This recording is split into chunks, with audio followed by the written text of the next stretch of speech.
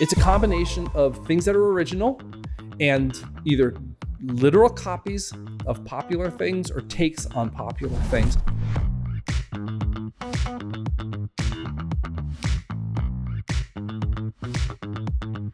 Ignorance is the father of invention, because if we had any idea how hard this was going to be going into it, you wouldn't do it. You went in with intentionality to be something different, and you have a business plan that is just decidedly different, that works for your capacity.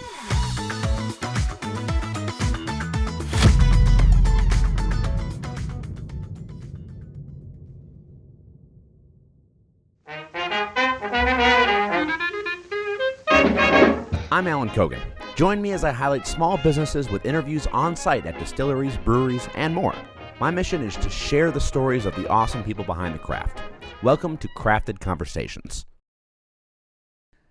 Well, Bob, thank you for having me. Yeah, my pleasure. This is my first time in New Jersey, and we're here at Dismal Harmony ONSITE in Morristown.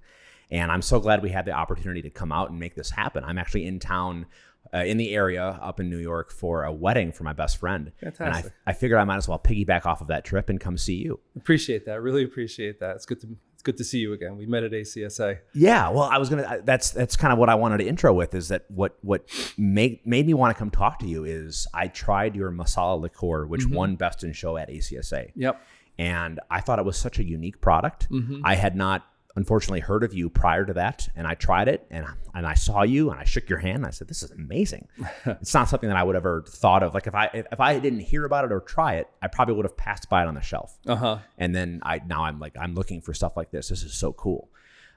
You just identified the challenge of our business. So that's a good starting point, right? Well, so I want to thank you for allowing me to come out here, and I know we had a couple email exchanges, and this just happened to work perfectly. So I'm really happy and grateful that we're here. Yeah, I'm glad you're here. I appreciate you're making the time and coming out to visit us. Yeah, of course.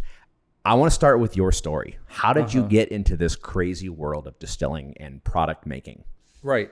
Well, so. This is a video show, so you know I'm not young, right? So this is not like my original career ambition. How I actually got into the craft part of it, I got into whiskey, into drinking whiskey. So my background is, if I'm one thing, I'm an engineer and an entrepreneur, right? That's sort of at my core. I'm a scientist, engineer, and an entrepreneur. And I'm very, very curious about how things work. All things, everything, businesses, machines, everything. And but I also love aesthetics and flavors and music and just all those sort of sensory and experiences. And I got into whiskey because it's delicious and it's a transcendent experience when you drink a really amazing whiskey and it's developing in your mouth and your sinuses. It's amazing, right? It's like it moves you like music can move you. And at a certain point, it was like the realization that this stuff comes out of a seed. Like how does a transcendental experience emerge from a seed? Yeah. Right. And so I set down the path of trying to understand how it does that. How do you get this out of a seed? And I like to go hands-on with things. And, so I got a little 5-gallon still and a 5-gallon fermenter and, started tinkering. And I have a saying, don't start anything you're not prepared to overdo. And so it just got a little out of control. And here we are. On the business side, though, again, I'm not a young man. It's clear I'm not a young man. And I'm contemplating the end of my corporate career.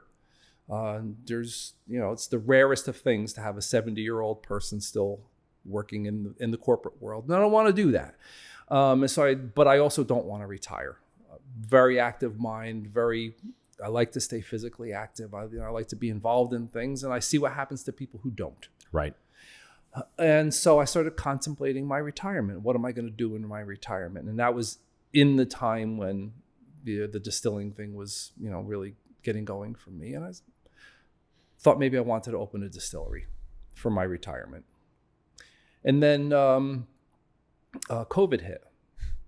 And I saw, as an entrepreneur, when other people are running away, you run in. Yes. When the market is receding, you run into the market.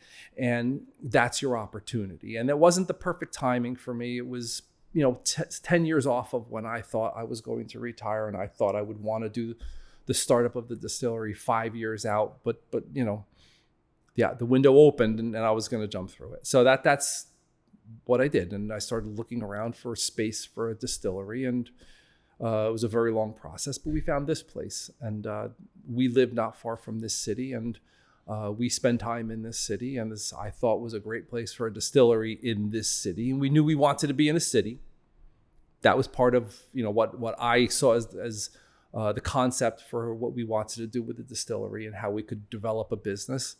And we signed a lease in COVID. And the original goal was, this is great. COVID's going to be 1 year, and we'll come out of COVID, and everybody's going to be just going crazy, wanting to get back to restaurants, and we're going to be there. and of course, nothing I just said came true. Like, nothing at all came true. COVID didn't end in a year. A lot of people's tastes and what they used to do and what they now do post-COVID became a different social world. Yeah. So it ended up taking us 4 years to get open, which was crazy. That's got to be stressful. Oh, it was very, very stressful. It was incredibly stressful. Stressful because it was a lot of time that I doing things I don't want to do. Right. Who says, oh God, I can't wait to spend 4 years wrestling with a small city land use board. Nobody says that. And oh my God, I only thought I was going to spend this much. I spent twice as much. Yes. Like, nobody says that. But that's the reality. That's the reality. You and I were talking before we started this, and you have a whiteboard with the X's and the O's and the little arrow saying where everybody goes, and then the ball snaps, and it looks nothing like that. And it's exactly how it always goes. That's how it always goes. That it doesn't go the way you think. Was that unique to COVID, do you think? Or did you run into any legal barriers because of New Jersey? I don't know, state laws in New Jersey, I don't know how friendly they are to distilleries? Yeah. Not. Okay. Well, there you go. Not. The only solace I take, though, is I've spoken with distilleries in other states, and it's the rarest discussion where they go, yeah, our state really got it right, and they know what they're doing, and they really help facilitate. But I only know New Jersey. Yeah. And for me, the regulatory stuff was a tale of two cities. The feds are great. In my experience with the TTB is great. By any standard, I think if they were a for-profit enterprise, I think they're doing a good job. Sure. Perfect? They're not perfect. Can they be a pain in the ass? They can absolutely be a pain in the ass. But overall, as an entrepreneur, as a business, this is one of the most regulated industries in the country, right? Yep. And the TTB is a regulatory body, and that is usually a very tense relationship, and I didn't find it to be. I found them to make their rules very clear. If I have a question, I look at the regulations, and there it is, and that's what I get held to. And I'm sure there's somebody right now is going, that guy's out of his goddamn mind, because that is not how the TTB is. That's not my experience. But this is my experience with it, is that the rules are clear. Yeah. I could read the rules. If I live by those rules, things go smoothly. If I don't understand the rules, I can pick up the phone and I can get somebody on the other end of the line, and they'll explain it to me, and they'll work with me to comply with that rule. My wife and I are partners in this business. Sure. And she deals a lot with the regulatory stuff. And, we want to comply with these rules, right? We want to be in compliance with these rules because we do. Yeah. But because we've got our life savings invested in this business, and we're not going to tank it by cutting a corner on and taking a little advantage on a rule. And that's stupid. Yeah. That's stupid. So we want to comply with the rules, and we're trying to comply with the rules. And I think the TTB makes it relatively straightforward to comply with the rules. So I've appreciated that. Yeah. By contrast, I found the state to be quite the opposite, in New Jersey anyway. The rules are unclear. The The legislation that opened up craft distilling in New Jersey was, I believe, signed in 2013. So that's 12 years ago. That recent? Yes. Holy cow. Yes. For craft distilling. Still, yeah. Right. Plenary distilling, it's, Laird's is one of the first distilleries in the country. And they're still going. But the regulations, so there's the legislation, and then there's the regulations that implement the legislation. And those regulations, in my view, are not developed. I'll give you a very concrete example. I don't have a license. I have, they call it a TAP, a temporary authorization to produce. And the majority of distilleries in New Jersey operate under a temporary authority or to produce. And a few of us have a license, and literally a few of us have a license.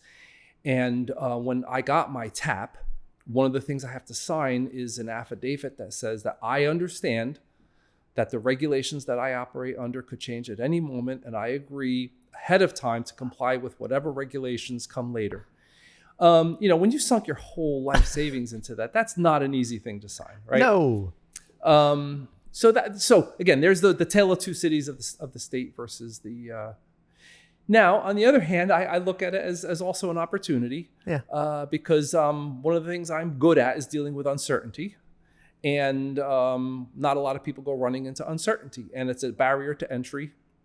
It's not a productive barrier to entry, but it is a barrier to entry, and so you see that there's not a ton of distilleries in New Jersey. There's probably 5-to-1 distilleries to breweries, for example. Right. How long have craft breweries have been pretty? I mean, has New Jersey been friendly to them? Is it a different license? So if you're a distiller and you look at the brewers and you say, "Oh my God, if only we could be treated like the brewers," and I think the brewers look at the restaurants and the wineries and go, "Oh my God, if we could only be treated like the wineries," and they're probably right about that. Sure. So there's a pecking order. Yeah. And the distilleries, this is me speaking, the distilleries are below the breweries in the pecking order. I don't think you could argue that craft distilling is making a difference in the New Jersey budget. Okay. Right. From a taxation perspective, from an overall economic impact, I think at this stage of our development, you really can't say that. Mm-hmm. But I would turn that around to any regulator that would say that and say, of course we don't. Look at the regulatory environment that we have to operate in, right? So it's the chicken and the egg, and a very, in theory, the regulatory environment should be created in a way that produces an industry that has a meaningful impact on the economic health of the state that you're operating, and not the other way around. You shouldn't have to operate in a headwind until you get to a point that you're meaningful to the economy, and then and only then does the regulatory wrap around you. But that's idealistic, I guess. Yeah, I mean, it's funny how many of my shows, probably 90% of them, we have a pretty good section dedicated to talking about state laws, because it is so unique and interesting to me how different it is across each state. Mm-hmm. Obviously, that's one of the unique and beautiful things about our country, that every state has their own laws, but some of it's like West Virginia has laws on the books from the 1830s about alcohol production. Yep. And then you have California, who just doesn't care. And then you have Wisconsin, where I'm from, where you can buy Everclear at a Walmart. Yep. And I now live in North Carolina, where you have to go to 4 different stores to buy cups, to buy ice, to buy liquor, to buy beer. Yeah. And it's like, man. Yeah. And I'm still always impressed with how much entrepreneurs like yourself, in the face of that adversity, still are able to operate and be successful and make good product. Mm-hmm. And that's awesome, because I could see where that is just the opposite could happen, where no one tries to make anything because the man is putting you down. Well, yeah, it's a very heroic telling of the story. Thank you. I appreciate that. I'm trying to make it. But they say that, I have a saying, they say that necessity is the mother of invention. Yes. It's true. Yes. But ignorance is the father of invention, because if we had any idea how hard this was going to be going into it, you wouldn't do it. No kidding. So it's not like you go, "Oh my God, there's a strong headwind and I'm going to go take no." you have some stupid idealistic view that's completely unrealistic, and then you get in the thick of it and you've committed your life savings to it, and you find a way to get through it. You find a way to get out of it, right? And and if you're worth your salt, you do find your way out of it eventually. But you don't go into it to fight a headwind. Well, and your headwind might be a little stronger than others, which is why I think it's so interesting to be able to talk to you about this. Is a lot of places I talk to are people who have bourbon and they rest their laurels on their bourbon and their rye. Yes, you have that, but you source it. Yeah, that's right. But your primary is your liqueurs. That's correct. I'm really curious about when you first started, and you said that you were a whiskey guy. Yes, that's right. What was the calculation to go into the industry and say, I'm not going to make that. I'm going to make these unique things? It was an evolution. Okay. So I started out, I fell in love with whiskey, right? And whiskey's amazing. And then that evolved into a love of cocktails. Cocktails are amazing. I mean, I love bottomless intellectual pits. Technology is like that. Yeah. I spent 35 years in technology, and I still consider myself a newbie. There's infinitely more that I don't know than I do know. And that's the great thing to me about distilling is that on the technical side, on the product side, on the cocktail side, it's a bottomless pit. And at any moment in your career, you suck because there's much, much more that you don't know than that you do know. That's the definition of sucking, right? Right. There's much more that you don't know than that you do know. And that's true of music too. You said you're a guitarist, and I'm a drummer. And when I was a kid, I thought like, oh my God, I'm going to get really good at drums, and I'm going to be at the top, and I'm going to know. And you never get there. The best people in the world, you still hear them say like, that guy, I wish I could play like that guy or that woman. And they're phenomenal. Right. Those are great places to be. If you have any intellectual curiosity, that's the place to be. Is you're always in that state of there's so much more the frustration that there's so much more to know than you know. Sure. That's what makes it fun. Yeah. So you asked how did I get to this point? And at some point I pivoted to cocktails, and I fell in love with cocktails. My wife and I have a shared love of cocktails. And you met Robbie, our chief mixologist and our GM, and he's a wizard with cocktails, and he has an encyclopedic knowledge of cocktails. And so he comes from that world. I come from the spirits world, and his technique and knowledge is cocktails, and my technique and knowledge is distilling. And that overlap makes that a very fun relationship.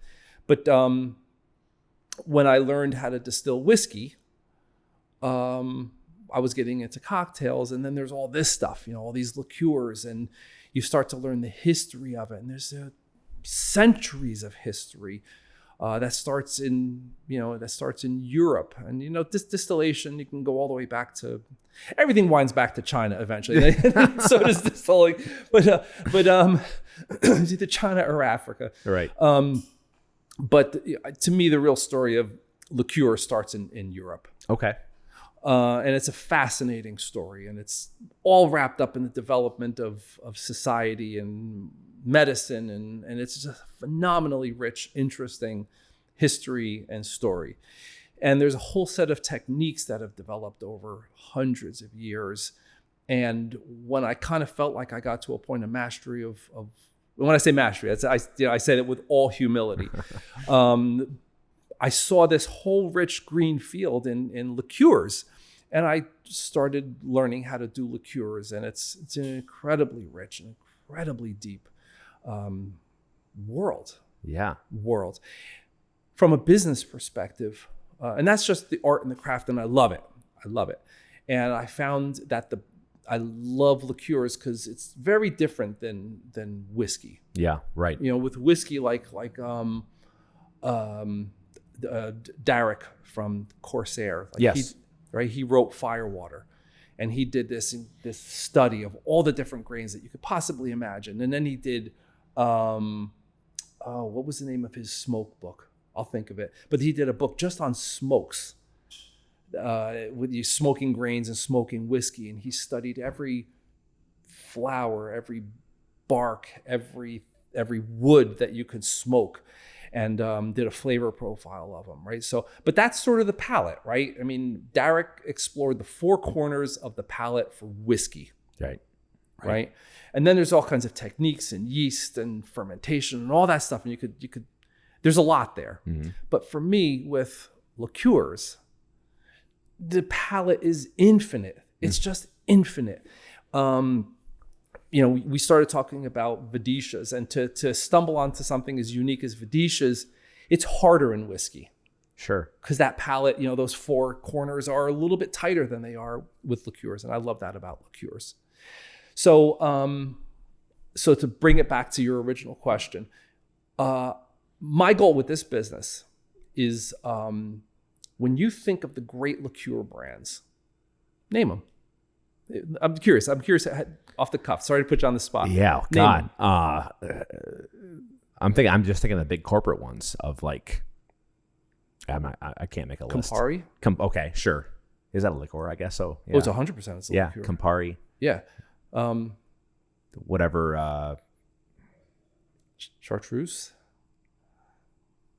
Right? And these are the great products. Why'd you do that to me? Sorry, man. I kind of thought for a second, should I do it? Should I not do it? You're fine. Okay. And then you think of the broad spectrum providers like Gaffard. Okay. And then, if you go on a deep dive on Amaro, Campari and Aperol are the ones but God, you could spend a lifetime going through it. My wife and I tried, and just explore Amaros, right? And then you've got all the regional ones like, Chartreuse is a regional liqueur. It's Alpine, or everything that's in Chartreuse are native to the Alpine region of France. So they got Amaro, they get the limoncello. So the story of liqueur is a European story. So now I'm going to ask you a question that I know there's no answer to. Okay. Name the great American liqueur brand. It doesn't exist. Well, I was going to kiss your ass and say Dismal Harmony. Well, I hope that's true. I hope that's true. It's not true right now. But if our ambition is to be the first great American liqueur brand. Yeah, I don't, and I know your audience are all distillers and saying, I make a liqueur, and there are some great American liqueurs. They're not well known, like a New Jersey distillery that I love, Asbury Park Distilling. They were one of the inspirations for what we do, and they make this espresso limoncello. It's espresso flavored limoncello. Interesting. It's a wonderful product. But Asbury Park Distilling is primarily known for their gin and their vodka and their whiskeys and their barrel aged gins and all that. So they're still, they're a traditional American craft distillery with a side of a liqueur, and that's I think, and there's no knock on them. I think that product is phenomenal. I love that distillery, but they're not a liqueur brand. What we want to be is we want to be a liqueur brand with a side of base spirits. We want to supply cocktails, and you really can't supply cocktail without having the base spirits. We were talking about this before, like how does sourcing fit into your business and your brand? And we're very clear, like we're not trying to make the next great bourbon. Right. We're not. But we do have to, but there's a place for bourbon in making cocktails. Sure. Right. Quite honestly, I think if you take an amazing Scotch, if you take an amazing, the best, whoever wins the ACSA best bourbon or best whiskey, probably doesn't make a great cocktail. And if it does make a great cocktail, you've lost all the nuance of what made it the best whiskey. Sure. Right. And you and I were also talking earlier about audience. And we learned this week that, that the people who love to sit around and talk about great whiskeys and the nuances of whiskeys are not who comes to this place. Right. Right. Who comes for cocktails. They drink cocktails. But there's cocktail nerds and there's a cocktail audience. And they're less interested in all those subtle nuances of the way you and I would be into a great whiskey. Yeah. Can I don't mean to interrupt you. I'm curious because of how the market has shifted with the cocktail into RTDs. Mm-hmm. Was there ever a thought for that to be, or are you, because it's hard to sell. I don't know. It's hard to compete against Campari, right? Mm-hmm. if you were to make natural RTDs and do a thing here and then produce that and sell that, is that ever a thought? Or well, we do sell RTDs. Oh, okay. So look at that. What a good tee up. Oh, but you have a bigger question there, and that's what I just said is not the answer to it.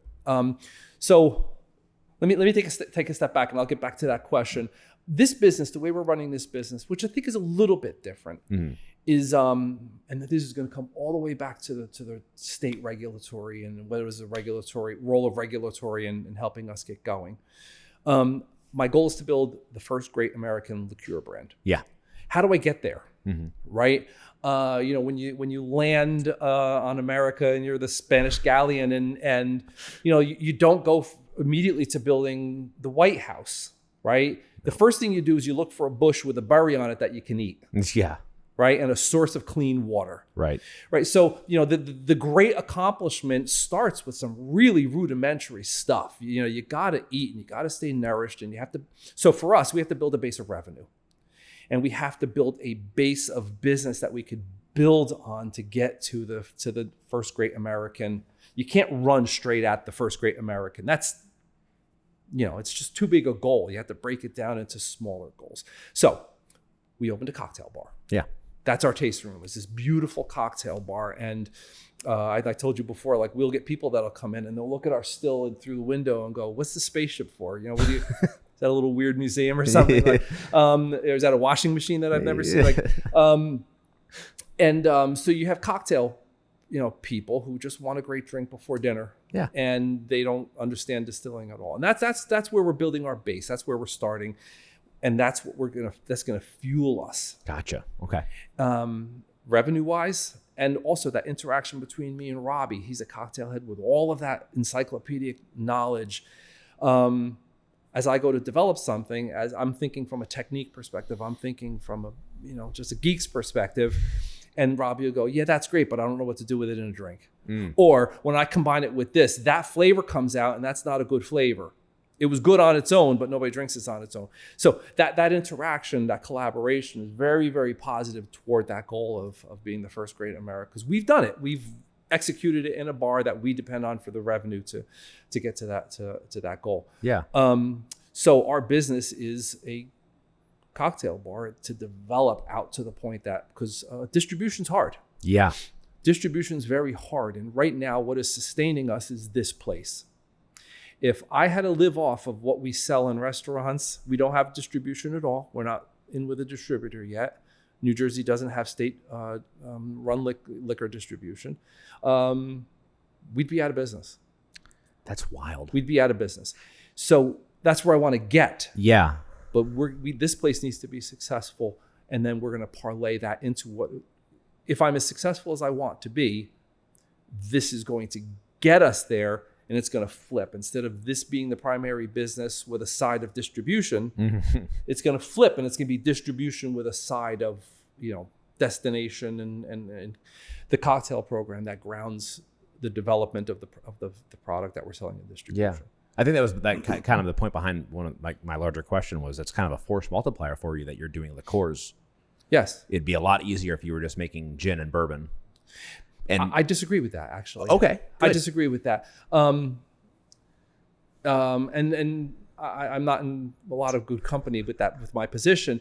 But one of the things, if you come from I'm an entrepreneur as well. Yeah. And the first thing you have to ask yourself is, what are you trying to do in the market? Yeah. What's your place in the market? What opportunity do you have that you can exploit in the market? And one of the things I did early on, my wife and I, we went to our local liquor store that we like. It's a great liquor store. And we stood there in the spirits aisle and we kind of looked up and down the aisle and we said, how are we going to stand out in this environment? This is where it's going to happen, this aisle, right? Right. How are we going to stand out? And the first thing that strikes you is there's a lot of really good bourbons and there's a lot of good rye and scotch. Forget about it. Yeah. There's two tacks you can take with that. Is you can go the technical route and say this is the best you've ever tasted in your whole life because we have this technique. like what is it? Is it Jefferson's that puts it on a boat? Oh, the ocean one. Yeah. Okay, that's a cool technique that you've turned into marketing advantage and a very cool story. But it starts with a technique, or you could be Captain Morgan and the guy that puts his foot on the barrel and does the thing, and they never talk. They never say it's a good rum. No, they just say this is a cool character. He put his foot on a barrel, so drink this. It's stuff that we're making, right? It's good marketing for college. It starts as a marketing story, right? Right. And that's a cartoon example, but there's, I'm clear. We source our stuff and we get it from MGP, and we have a particular recipe that we get from MGP, and it's good whiskey. Quite frankly, it's probably as good as I could make for less than I can make it. That's a good point. And I'm probably underselling myself a little bit because I could probably put a spin on it and get a little bit more flavor out of it. But MGP makes a good product. Yeah. And I had a customer come in and they tried my whiskey and they said, this is a good whiskey. You've got a good whiskey. I'm a High West guy myself, but this is a good whiskey. And I didn't have the heart to tell the guy that is High West. High West is owned by MGP, and this is the recipe that they put in the bottle.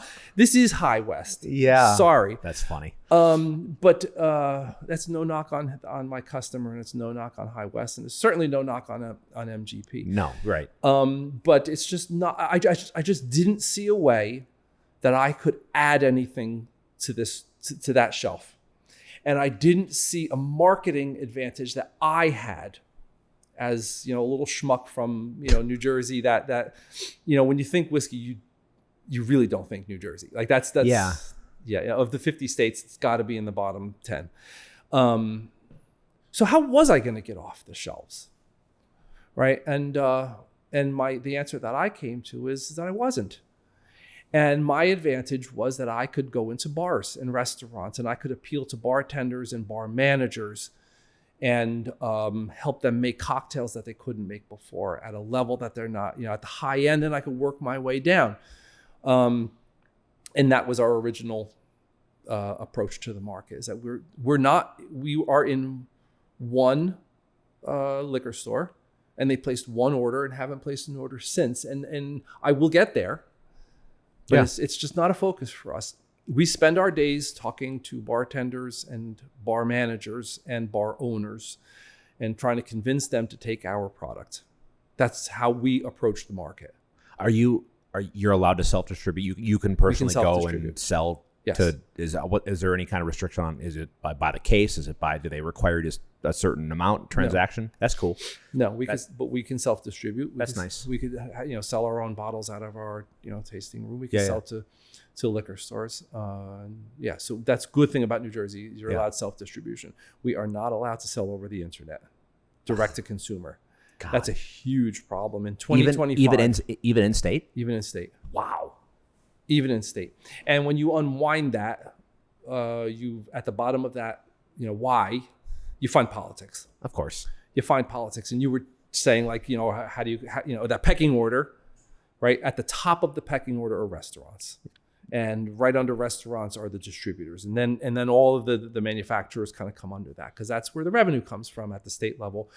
And therefore that's where the political influence comes. And that's, that's just the way, that's the pecking order. I don't want to keep getting in the weeds on this. I'm just curious. Are you able to ship to like a restaurant in South South Jersey? Yeah. Yes. Okay. So you don't have to physically drive everything everywhere in the state. I don't have to. I can sell through. Maybe I misunderstood your question.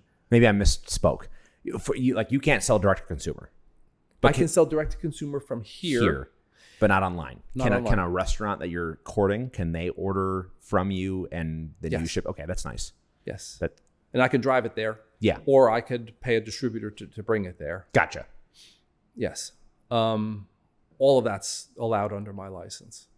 My temporary authorization. That's so fascinating. That's so wild.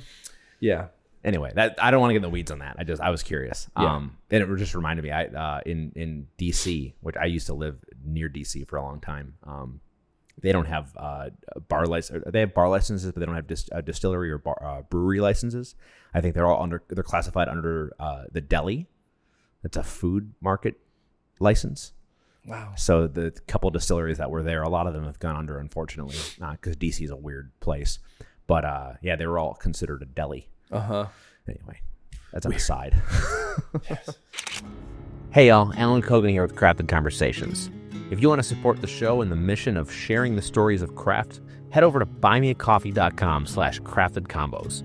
I'd really appreciate throwing a couple bucks my way to help me pay for travel, the equipment that I use, the time that I spend editing, all the software that I use. I really appreciate any support you can give me.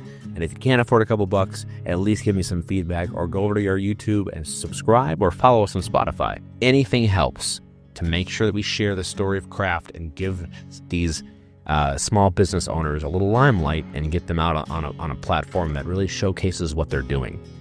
I can't do this without you guys or your support, so I would really appreciate you pitching in and helping out. So I'll see you out there, and I really appreciate it. Cheers. Well, that's awesome. I think it's really cool that you went in with intentionality to be something different, and you have a business plan that is just decidedly different, that works for your capacity. Yes. I mean, I'm sure you have these lofty goals that if money and time wasn't an option, you could probably just do all the things. Of course. But of course. But that's that comes with its own liability too. Of course. You know, like one of the so I told you I'm a startup guy. Yeah. And I ended my career in a high level position in a public company, right? And I always saw in the public company, the liability as the leader of a business, one of the liabilities, and this is an area that I had profound disagreement within the company on, is plenty is a liability. Plenty is a liability. If you want to grow, you need hunger. Scarcity, right? You need scarcity, right? Because it focuses you. It focuses you on what matters. If you have to make choices because of scarcity, that's a healthy thing. And to me, as a leader, I always wanted to create the right scarcity, right? Even when there was plenty, you want to create scarcity because it's the right environment to make good decisions in. You don't want to be so hungry that you attack a mountain lion, right? Because if the mountain lion is your only choice of something to eat, you're going to attack the mountain lion, and that's not a great environment for making good choices. Right. But when you're hungry and you need to make a decision about what to eat, and you're thinking, okay, is that bush poisonous? Yeah, there's a mountain lion I could attack, but there's got to be a deer around here somewhere, right? Right? Like, that's a good environment to be thinking about decisions and what you're going to attack and which resources you're going to use and in what order you're going to do things and all that. That should happen in an environment of limitation. Sure. Right? That's a good thing. You know, like our environment here, I'll be very, very frank with you. Like I told you, like my 35-year technology career ended in my own timeline. And having come out of a, high level position, I was fortunate to have a good severance, and I have a runway. It's not as long as I'd like it to be. It's not as rich as I'd like it to be. And I have a date certain in my mind that if I don't have this business to where it can sustain our lifestyle by this date, we're in trouble. My wife and I, our family, we're in trouble. Sure. And I'd like to do this in a way that I don't have to go get another corporate job. Yeah. I would have liked to have had a corporate job another 5 years and then do this. That didn't happen. Sure. So now I've got this deadline where I either have to go get a corporate job, or this business, Dismal Harmony, has to get to a point that I could sustain a lifestyle that my wife and I are okay with by this date, or bad things happen. Yeah. That keeps me up at night. Yeah, I was going to ask. That's that keeps me up at night. Anxiety inducing. Absolutely. And it puts strain on my relationship with my wife. Thankfully, we have an amazing relationship. She's an amazing woman. She much more than carries her weight in this business, and but it is a strain. Sure. It is a strain. When I did have the big corporate job and we were doing this, it was I probably more fun. Yeah. But it's really focusing. It's really, really focusing. Like that, I told you that conversation we had where we decided that that whiskey snobs is not, the cocktail snobs is our audience. Mm-hmm. Cocktail lovers of all types are our audience. That focus came about because we don't have all the time and all the money. Right. And it was good because it brought us to that conclusion. So as much as I hate living it, I know that it's healthy for the business and the development of the business. Yeah, absolutely. If we're going to get there, it's going to be good for it. Well, and I got to say, how validating it must be now knowing that more meat and potatoes of your story to have won that award earlier, was it this year? Yeah. Time is a construct right now for me. Was it this year? March. Yeah, March. Yeah. That your liqueur won Best in Show. That was, God, that had to be so validating. Oh, God, was it validating. And I got a call from Marjorie because I had last summer, you submit in the summer and then you get your results in the summer into the fall. Yeah. Depending on the contest. And we entered 3 contests in our first year. We opened in March and I started submitting in the summer and going into the fall. So we were barely open. Yeah. When I was submitting. And then we get the results in the fall. And I left my job in February, and that was that moment of real panic. And I got a call from Marjorie at that time because we hadn't signed up to attend the ACSA conference. And, she's just like, hey, we noticed that you entered, but you didn't sign up. Are you coming to this, to this conference? And I had no idea why. And she didn't let on as to why, obviously. But that all happened at the same time that I left that job. Wow. And all this is happening, and it was not only incredibly validating, but it was also like, as bad as I think it is, and however, and we didn't know what that time horizon, we didn't know, like, it was just all uncertainty. And to have this recognition from my peers, it was a source of comfort at a time that I really, really needed it. Yeah. Really, really needed it. And I think I said at the AC, one of the things I said at the ACA is how when I started in technology, the environment was very collaborative. Mm-hmm. Very, very collaborative. You had access, to the top and bottom of the business world and the top and the bottom of the technology world. And we would interact with the greatest, semiconductor physicists, and we would interact with the, leaders of the big, technology companies. And now it's a cutthroat business. Those days they're gone. Yeah. That's the nature of business, and right. It's people. Yep. We were talking about that before. Yes. That's people. And that's the circle of life.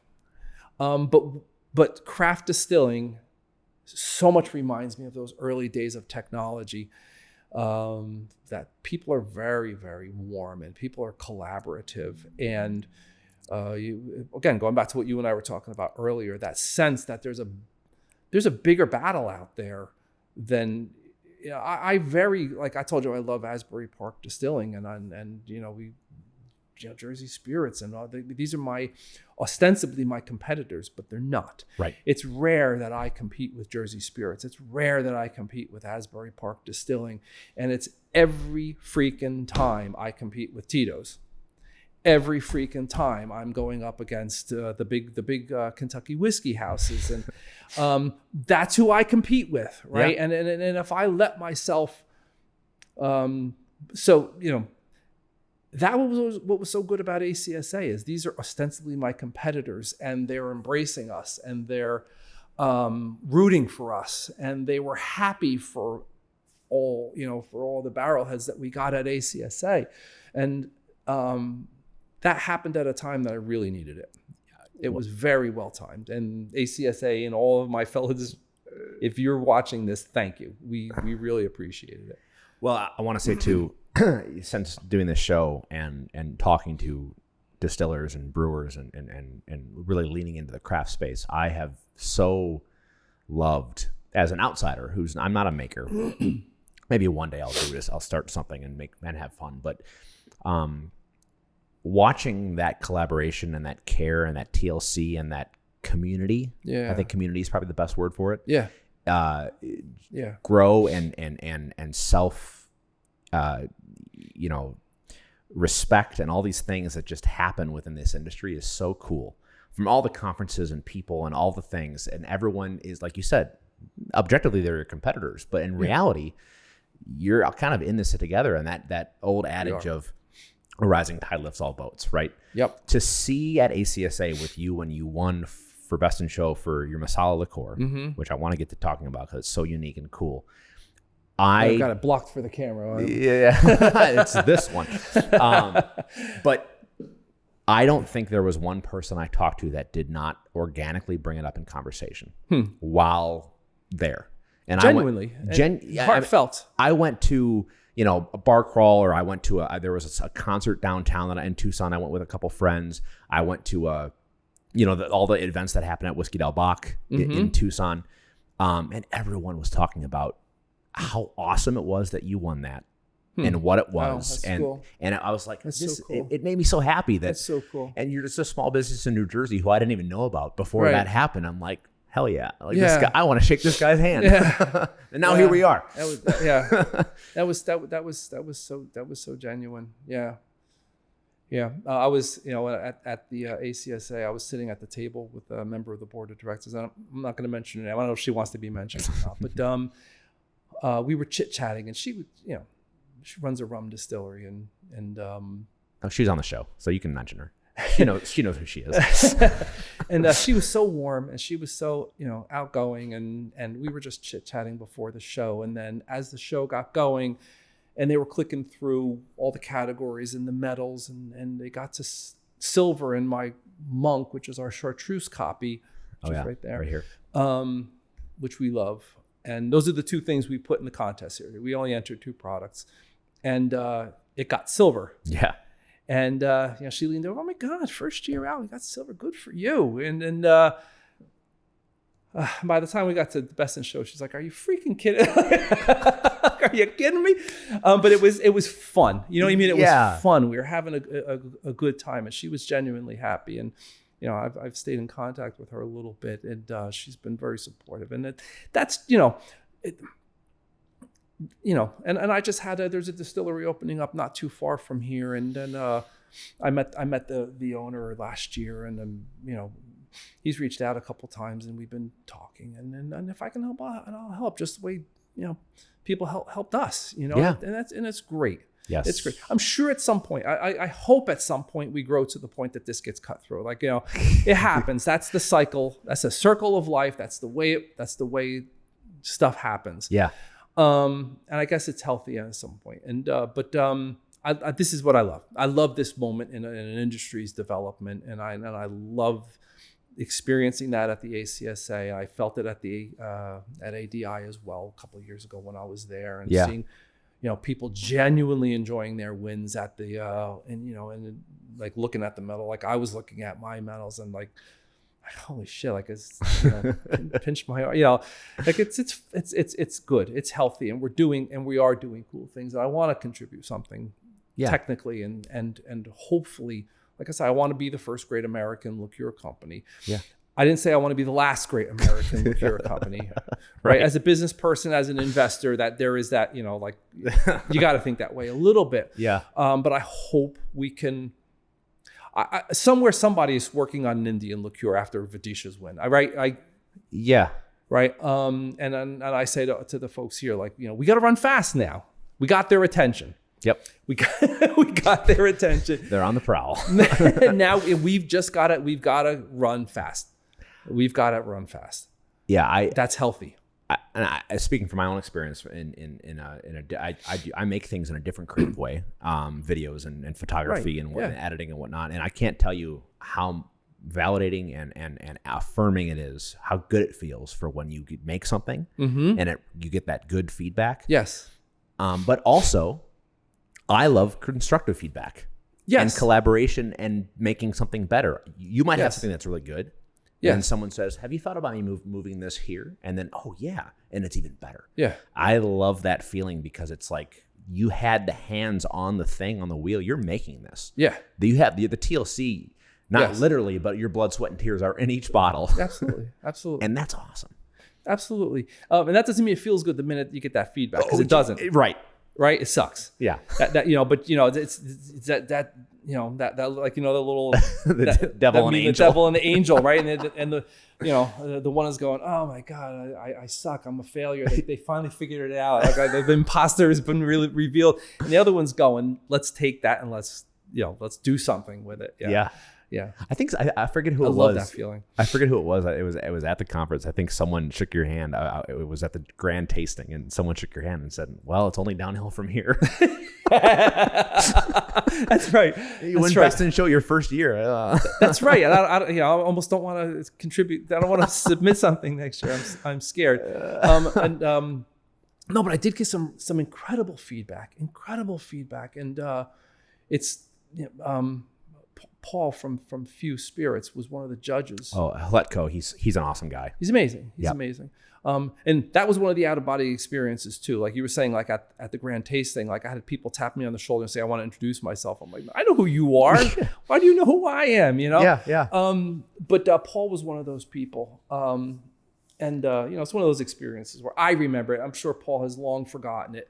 But he was one of the judges, and he pulled me aside and said, "I just want to tell you, like when we tasted Vedishas, like it was like the whole panel, everybody was like, oh my God, like, but I do want to tell you, one of the challenges that you face is Vedishas is the kind of thing that wins awards, but you're going to struggle in the market." I think Paul even said, "You're not going to be able to sell this stuff." That was a strong statement. Paul even said that was a strong statement, but it was good to hear. It was good to hear because the first thing I went to was like, oh my God, our fortunes are made. We won these awards and it's just going to happen now. And Paul was that splash of cold water that no, he's right. He's right. This is the kind of stuff that wins awards.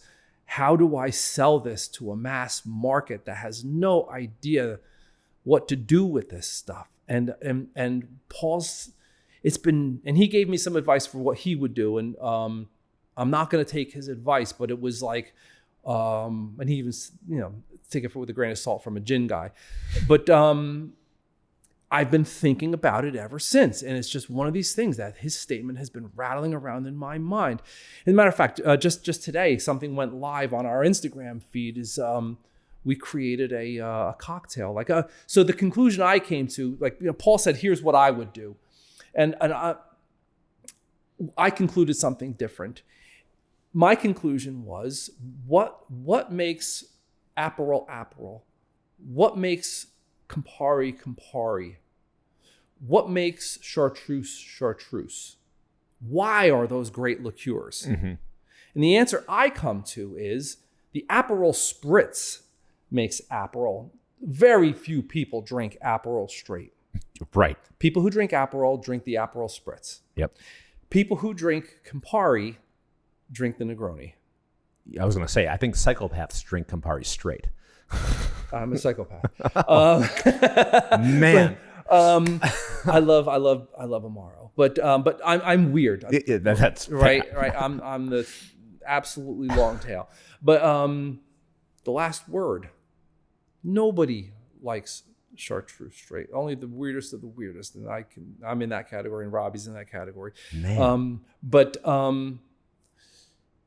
Paul's statement kind of jarred me a little bit, and at first I'm like, oh my God, he's right. This shit's not going to sell. I won an award. That's it. I peaked. I'm Al Bundy now. This is it. Al Bundy. Right. Yeah. But his comment really got me thinking. And the conclusion I reached is we have to come up with the Aperol Spritz for Vedishas Masala. Ooh, okay. Yeah. We need Vedishas. If Vedishas is going to be successful, it's not going to be because, so we've been working on that. What is Vedishas Aperol Spritz? And we just posted a video on Instagram this morning. We came up with a cocktail called the Sorry Not Sorry.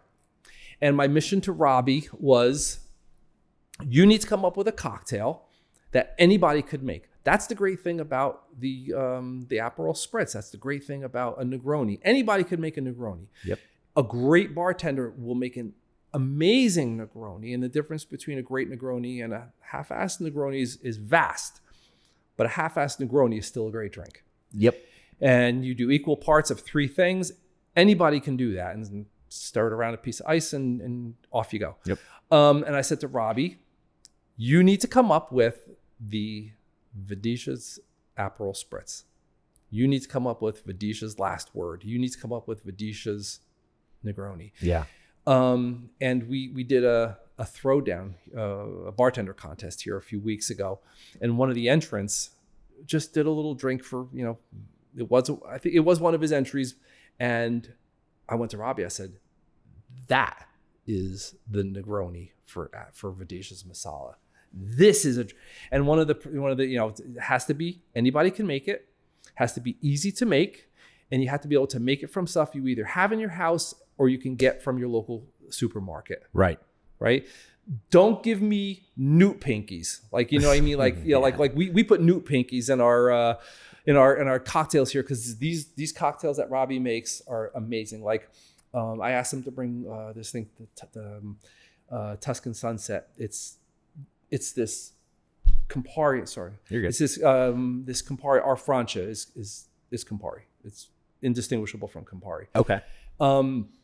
And Robbie does this thing where he's got this incredibly refreshing Campari with orange juice, and he puts a foam on top that he makes from egg whites and our Francia. Ooh. It's just stunning. It's stunning. And you drink this orange and Campari through this foam, and it's that sensory, like, oh my God, I can't believe what's going on in my mouth kind of thing. But you can't make it at home. Right. You can't make it at home. So, but the Sorry Not Sorry is made from, the most exotic ingredient is simple syrup. And it's delicious. It's refreshing. It's not this complex thing, because Vedisha's is complex. But it's this delicious, and it's got this, but it's still characteristically Vedisha. So, we're trying to promote that cocktail as a way of promoting Vedisha's. Okay. And that's how I'm, so that it all goes back to a conversation that I had with Paul at the ACSA. And Paul, if you're watching this, thank you. Your comment had a profound impact on me, and it led to, and if Sorry Not Sorry is not it, then we're gonna keep trying until we find one, because you're trying to tickle the zeitgeist and you're trying to break through, and that's a random thing, and hopefully we'll be successful with it. But if we're going to be successful with this product line, the way you sell liqueurs is you sell cocktails. Yeah. Can I ask you what that cocktail consists of? Yes. To the best of my recollection, it is a vodka base. It's lemon juice, and you can go to the store and you can buy bottled lemon juice, and that's not going to be as good as squeezing it fresh, but it's going to be great. Mm-hmm. So it's vodka, lemon juice, Vedisha's, and simple. Wow. Yeah. Yeah, and it's kind of like a little bit of a lemon drop, because it's got that tartness, which is refreshing. It's like lemonade. It's lemonade. So it kind of fits in spiked lemonade, and even a little bit in the seltzer, because they're trying to put a little bit of the tartness in those things. And we're trying to position the cocktail as, if you like spiked lemonades and you drink seltzers, and you want to grow up a little bit, this is a refreshing drink. You can make it by the glass. You can make it by the pitcher. Yeah. Bring it to the pool with your friends. And we were talking about AI and generative AI and all that. And it was my foray into generative AI. I animated the Vedisha on the label, and she describes the. Oh, I love that. Yeah, and we trained the voice on Nick Jonas's. Is it Nick Jonas? One of the Jonas brothers. His wife is Indian, and she's grew up in India. She grew up in the United States, so she's got this great accent, which is exactly, and she has this manner of speaking, which is exactly how I would picture Vedisha. So we trained it on her voice, and so it's kind of this weird thing of Vedisha comes to life and explains this cocktail. Wow. But cool. Anyway, very long story, but one of the things that came out of my conversation with Paul at the ACSA, and if he didn't have Paul's probably was going to say it one way or the other, but because he's probably outspoken. But I don't know Paul super well, but he's outspoken. He's outspoken. I love him. I love that, and he's outspoken, and that's great. I'm outspoken, and this is what make corporate life difficult for me, because outspoken is not valued as much as they they put those posters on the wall. Yeah. We need to have these difficult conversations. Yeah, right. Not that difficult. Let's start with, tough. We'll work up to difficult. Yeah. But if he didn't say that to me, and he said it in the spirit of helping me to get better, he said it in the spirit of his perspective to the extent that it's valuable to me, and it was valuable to me. And that moment he said it stung. And the devil on the other side was saying, but let's do something with it. And this is what we did with it. And I hope, I hope it works. And it really helped focus me. And how do you sell Vedishas? Yeah. So anyway, I love that. So that came out of the ACSA, and it was that spirit of collaboration, and people, it was great when people came up and said, this stuff is amazing. And what you did is fantastic. But what I really did something with is Paul saying, you're not going to be able to sell this shit. You're going to win contests with it, but you're not going to be able to sell this shit. And he was right. If he was wrong, it would have been a different conversation. But he's right. He's right. So what are we going to do with that? How do we digest that and make something productive from it? Because he is right. So this all started with, the ACSA.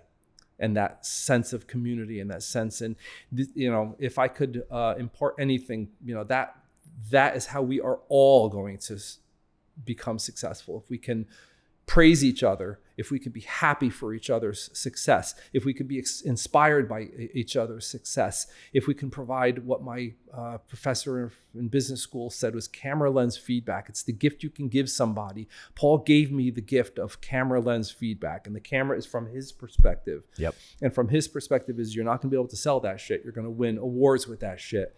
That was great camera lens feedback from his perspective as a gin guy. With a lot of experience in the industry. And that is the community. Yep. It's the praise, it's the criticism, it's the constructive feedback, it's seeing what we did and doing a riff on it. I know I've got people nipping at my heels now with that win. This is a great, healthy environment. Yeah. Well, we've talked about it quite a bit, and I know we talked about doing the espresso first, but I think we need to maybe pour some of the Vedishas. Sure. And I want you to talk about it. What the hell is it? Okay. Sure. Let's start with a pour. Yeah.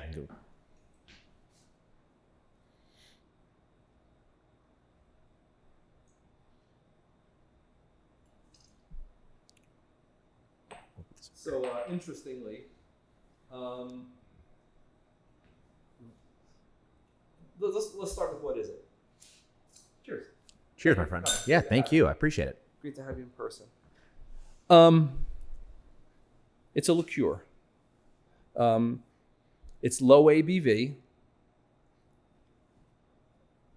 And it's not like anything else. So let me just start, like my product line. Yeah. It's a combination of things that are original and either literal copies of popular things or takes on popular things. So starting on the left, you've got Francia. That's Campari. I found a recipe that was the first known published recipe for Amaro in a book written in the late 1800s in Italian, in Italy, in Milan. And that recipe was Amaro Milano. And that's Campari. Okay. That is Campari. So it was written at the time that Campari was being developed and commercialized in the city that Campari was, that's Campari. And wow. It's very, very much like Campari, just a little richer. Okay. So that's a direct copy of something. Limoncello. That's a very good limoncello. Yep. You're not breaking any ground doing a limoncello. It's just a very good limoncello. Sure. Monk is chartreuse. Too. That's from a recipe that I found was written in the mid 1800s in a book in French about liqueurs. And really, I think fair to say that liqueurs is a French invention. Mm-hmm. You could do an hour on the history of liqueurs. I'd love to someday. It's because it's fascinating. But that recipe is based on a recipe that I found in a book that was written in the mid 1800s in France, in French. That's as close to chartreuse as you're going to get. Sure. From New Jersey, where you can't get out, you can't just go, tear alpine herbs out of the ground. Right. We're going to talk about Vidishas. Triple sec. This is a really, really good triple sec. This is, I was shooting at Cointreau with this one. So it's the same ABV, similar flavor profile. I think it's better than Cointreau, in my opinion. And you can actually just sip it. It's delicious to sip it. Okay. You put an ice cube in it and it opens up like a whiskey opens up and it changes and it's fantastic. It's great in cocktails. It brings something to cocktails. And then lastly, Barista. This is a coffee liqueur. Yeah. I was inspired by Mr. Black's. My stepdaughter, this is the first product we developed after opening. My stepdaughter said, if you don't have espresso martinis, you're going to struggle. And she was absolutely 100% right. So to do espresso martinis, I had to develop a coffee liqueur inspired by Mr. Black's. My wife and I are huge fans of this particular coffee, Cafe Castorino. It's a friend of mine who imports it from Italy. His family has a roastery in Italy. It's an espresso roast, and that is a cold brew base from Castorino's espresso roast, and I distill the coffee. Wow. So it's a coffee distillate, fortifying, cold brew base, sweetened. That's it. But it's a spectacular coffee liqueur. So you can see that the what I have is what could enable a full bar. We could do any cocktail now with the base spirits we've got. And we've got some original stuff. We've got takes on classics, and we've just got straight up copies. Yeah. Runs the gamut. So what is Vidishas? So this is our complete original. And when I developed Vidishas, I was learning how to make gin. I was in that pivot from whiskeys into other spirits. And that was a transition from whiskeys to gin, and then you're into liqueur. Right. And, when you're learning something new, you connect the dots on something and you get that sort of that weird feeling like when you get that moment of clarity and you get that weird feeling in your head. And that, with gin, for me, that was the connection between food, cuisine, and distilling. And like when you think of distilling whiskey, it's such a unique thing. It's a thing unto itself. But when you get to gins, you're extracting oils from plants that impart flavor on the alcohol. Right. And when you make food, and you put herbs into food, you're extracting oils from the plants to impart flavor and aroma on the food. Right. It's the same thing, except you're extracting it in water, either hot water or steam, where in distilling, you're extracting it into alcohol through vapor or through dissolution, right? And when I was doing gin, when that clicked for me, and like, oh my God, this is food. It's the same stuff as food, but we're doing it in alcohol. Then I started wondering, okay, so gin has this particular profile that's based on juniper, but then you've got these other liqueurs that are based on, like monk, which is chartreuse, is the herbs of the French Alps.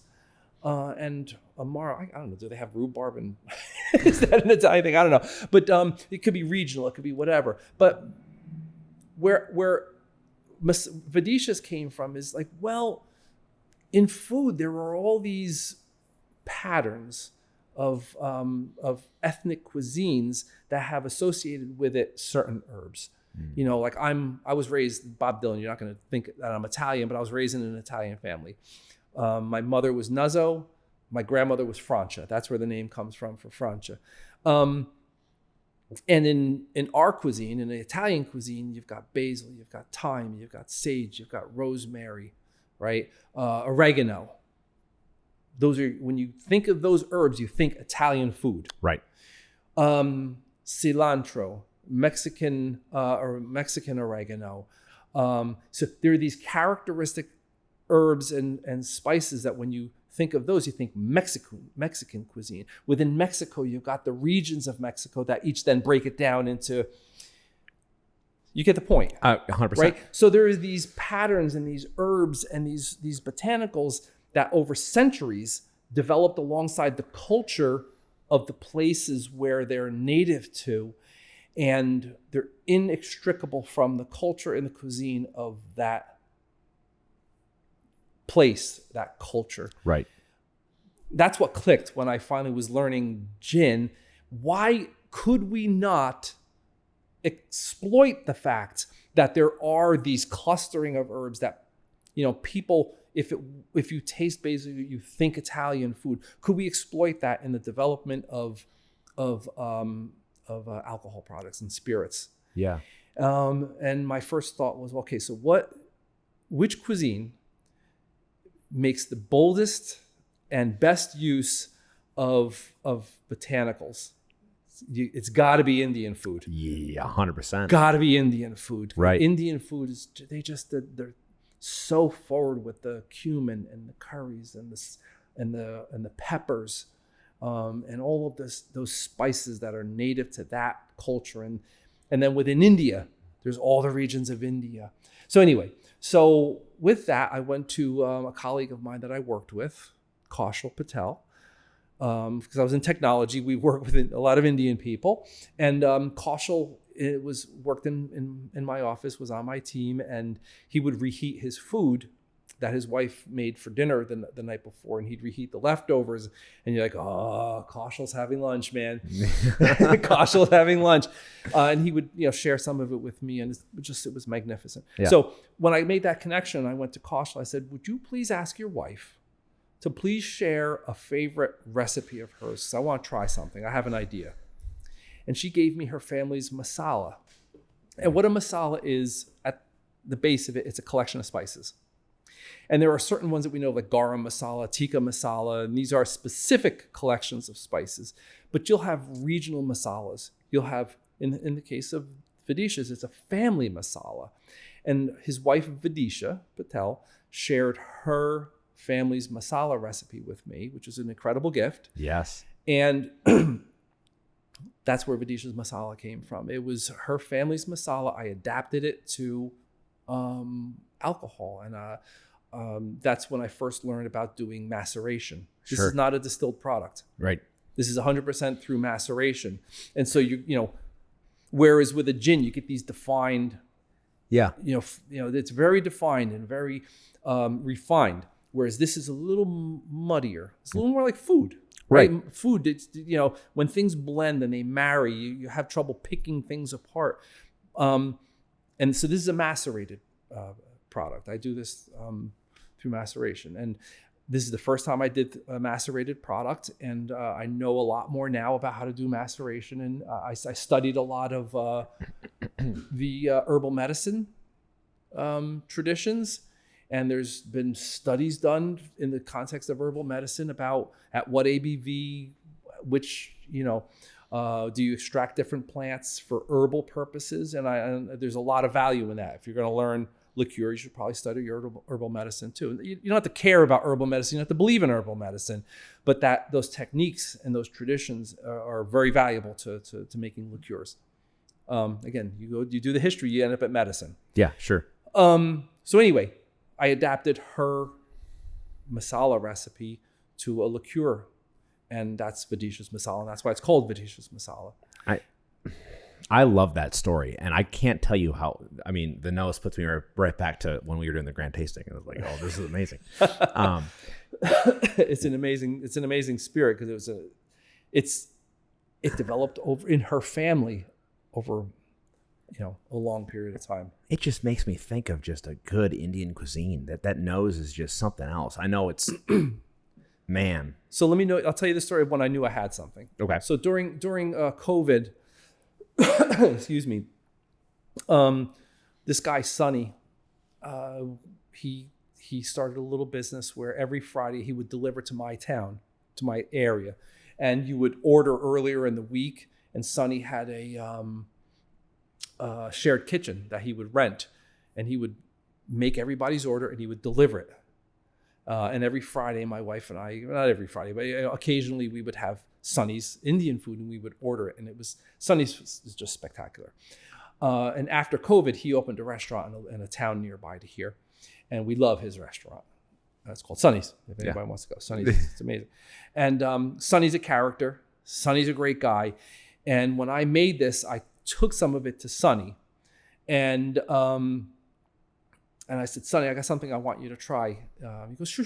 Yeah, sure. And very polite. He's being very polite. And I'm sure people tell him they want him, to try their stuff. And so after, he never, followed up. And then after dinner, I said, Sonny, I really would like you to, try this. Oh, sure. And he goes and gets a glass and he puts it down. He puts like so little, it almost evaporated before it hit the bottom of the glass, right? Because he's being polite. Yeah. And he drinks it and his face dropped. And he swirled it and he said, and he started picking off all the ingredients. And he wasn't wrong. And he goes, I forget the word he used, but he goes, this is sublime. And he went in the back and he comes out with a tray of glasses and he takes the bottle that I brought and he poured it and he handed it out to everybody in the restaurant. And it was more Indian people than there were non-Indian people. And and they're drinking this. You see all the heads going like this, like, what is this? Yeah. So I was very proud that Indian people reacted that way. Yeah. Right. Like, who's this white boy making this, this Indian knockoff? Like, I would like it to be authentic. Yeah. I'd like Indian people to be proud of this or to react positively to it and not say, I don't want to be the vanilla ice of Indian liqueur. Do you know what I mean? Yes. And to see those people react that way and they're like, and Sonny's pointing at me and that was another one of those out of body experiences. Yeah. Not quite the ACSA, but it's another out of body experience. So I knew I had something at that point. Wow. But what's good about this is you smell it and it smells great. Mm-hmm. And you go, okay, that's interesting. And then you taste it, it hits your tongue. Yeah. You go, wait a minute, that's not what I smelled. Because you're getting the curry, you're getting, people call it curry, it's cumin on the nose. Right? And then you get that spice on the tongue. You get the spice on the tongue. And the first thing that hits you is the cloves and the cinnamon. You get those warming notes. And then as soon as it starts going down, the black pepper comes online and it's done. And then a second later, you get that, like, wow, the black pepper. And we call it an act in 3 plays. There's what you get on the nose, there's what you get on the tongue, and there's what you get on the way down. And to me, that's what I love about this product. That's brilliant. And then when we do it in the what I love about Sorry Not Sorry, and it's SARI. Oh, okay. Not sorry, sorry, not sorry. It's all this complexity is not on display, but it's still very cool. And it's a lemonade with this layered on top of it. And so you're getting a little bit of that not lemonade, and it's a great flavor and they marry well together.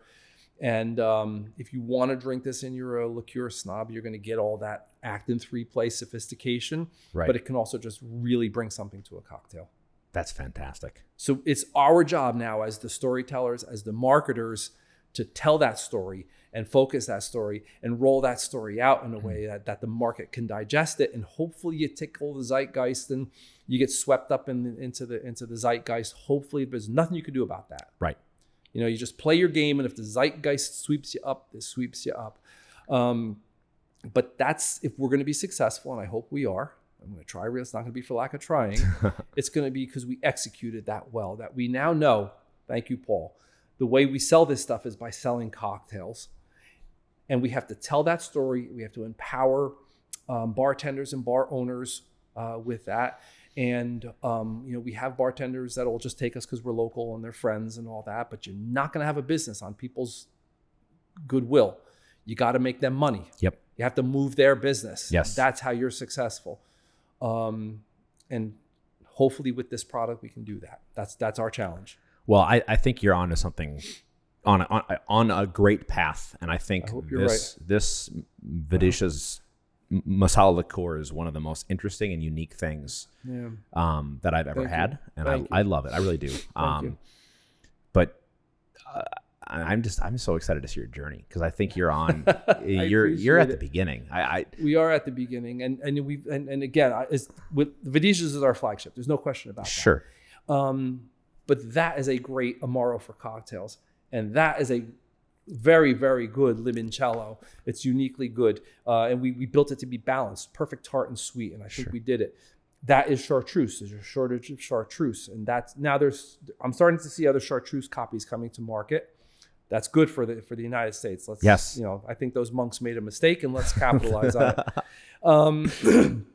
So we have a very good lineup that we can sell, and we also have base spirits now. Yeah.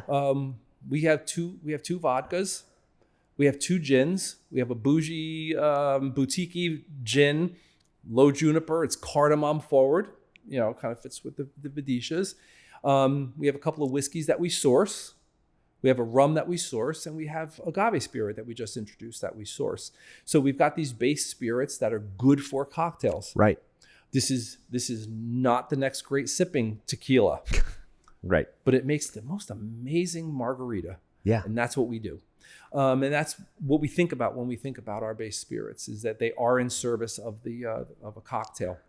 Well, I think that's such an interesting take on the business too. I don't think I've ever heard anyone frame it the way you have, and it's so smart. Selling the cocktail. That's how you sell liqueurs. Sense. You sell a cocktail. Yeah, because we're not selling the next great sipping bourbon. Right. So if our bourbon's going to leave the shelf, it's going to be going into a cocktail. So that's how you have to sell it. Well, I love your stuff. I'm a fan. I wish I lived closer. I hope to God New Jersey changes their online laws. I hope so too. I hope so too. Because I think that's something that could help this industry as well. As like, I went to ACSA and tried your Masala liqueur, and I live in Los Angeles, but I can't get it. Yeah, that's tough. Yeah. So Margie said that. Yeah. Because we have this arcane New Jersey place that won't let that we can't get it, and that's where the ACSA they'll take that up. Yeah. I think things are moving in the right direction. The industry is there's been a little bit of a roller coaster up and down, but I think we're heading in the right direction. And I think innovation is, you're leading the charge with this. This is awesome. I hope so. So, Bob, I have one final question for you. Yeah. And then I need to go because I have to go stand up in a wedding. The stuff that matters, right? The reason why I'm here in the area, I should say. This is a joke, but also I got to find out. Are you a Bob Dylan fan, or are you sick of him because of your name? So let me start with, I'm not a Bob Dylan fan. When I was a kid, it was annoying to be Bob Dylan, but as an adult, it's a great icebreaker. Yeah. I just I don't get him. I've tried a million times and I've got a lot of friends that love Bob Dylan. I can say, give me the song, give me the album. I'll listen to a whole album. I'm just not a fan. That's fair. Obviously, he's great. Yeah. I'm not a Beatles fan either. And a lot of my friends, no. But my biological father was Bob Dylan, and I'm Bob Dylan. That's not spelled the same, but yeah. Not spelled the same. That's I had to ask. I was required of my brain to. You'd have regretted it if you did. I would. I walked out like, I wonder if he's a Bob Dylan fan. Well, I'm sure Bob Dylan would have loved your liquor. So. Yeah, I hope so. No, thank you so much. This is such a pleasure to be here with you. Thanks so much for coming. I appreciate you stopping by on the way up. And it's great to meet you, and it's great to have this conversation. Absolutely. Keep doing the thing, man. Stay on it. You're doing some great stuff. So appreciate it. Cheers to you. Good to your podcast. Good to Thank you. Your YouTube channel. Good luck to you. If you enjoyed this episode, I'd really appreciate a follow and share on social media, subscribe to our YouTube, and be sure to give us a rating and review on your favorite podcast platform. Everything you see and hear is out of pocket for us, including travel. If you support our mission of showcasing the amazing stories behind these small businesses, do me a favor and head over to buymeacoffee.com/craftedconvos. Buy Me a Coffee is an awesome way to help creators like me with simple one-time donations or a monthly contribution. Every dime goes into giving these breweries, distilleries, and more some much-deserved limelight. If you have any questions or concerns, please reach out. Cheers! A special thank you to our supporters, The Bar Book, Distillery Products, and Virtue Feed and Grain. To learn more, please visit www.craftedconvos.com.